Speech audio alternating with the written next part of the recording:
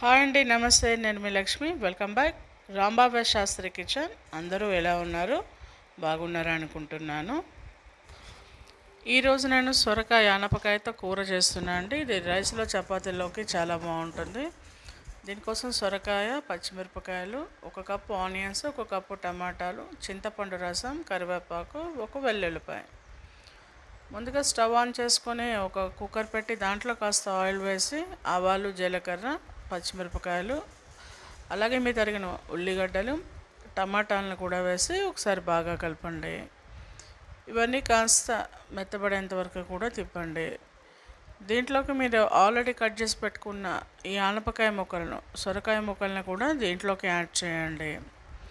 వీటన్నింటినీ కూడా వేసి ఒకసారి బాగా కలపండి. ఇవన్నీ కూడా కాస్త బాగా మగ్గేంత వరకు ఒక 2 నిమిషాలు బాగా మిక్స్ చేయండి. ఇలా మిక్స్ చేసిన దాంట్లో కాస్త వాటర్ని కూడా మనం యాడ్ చేసుకోవాలి.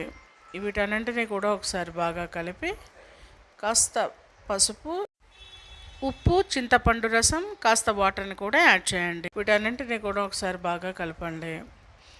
ఈ కలిపిన మిశ్రమాన్నంతా కూడా కుక్కర్ లిడ్ క్లోజ్ చేసి ఒక 3 విజిల్స్ వచ్చేంత వరకు కూడా ఉడికించండి. కుక్కర్ విజిల్ వచ్చినాక మనకి ఈ విధంగా రెడీ అయి ఉంటుంది.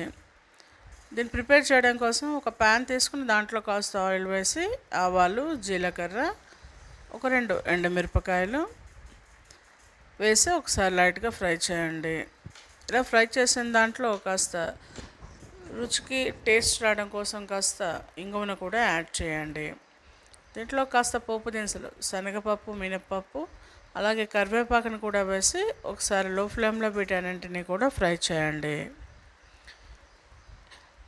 అలాగే రాస్త వెల్లుల్లిపాయలను కూడా యాడ్ చేయండి. దీనిలో మీరు ఉడికించిన సొరకాయ మిశ్రమాన్ని కూడా యాడ్ చేయండి. దీంట్లో కాస్త రుచికి సరిపడిన ఉప్పు, పసుపు, కాస్త రెడ్ చిల్లీ పౌడర్, కాస్త ధనియాల పొడిని కూడా యాడ్ చేయండి. వీటన్నింటినీ కూడా యాడ్ చేసి ఒకసారి బాగా దగ్గరగా ఉడికించండి. ఒక 5 నిమిషాల తర్వాత మనకి ఈ విధంగా ప్రిపేర్ అవుతుంది. సో మనకి సొరకాయ కర్రీ రెడీ. దీన్ని వేడివేడి చపాతీలో, అన్నంలో, దేంట్లో అయినా సరే తినచ్చు.